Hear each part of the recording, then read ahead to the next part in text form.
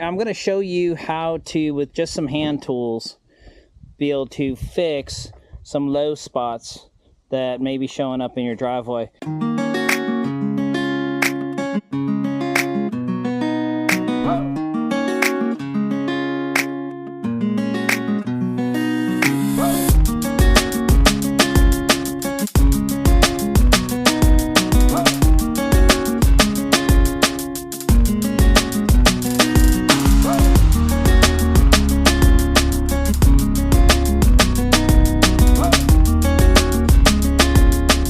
So you can see it's nice and sloped coming down into this little trench here that actually heads off to a culvert. And then over here we filled it in, gave it a little slope so that it's got somewhere to go. That's how you do it.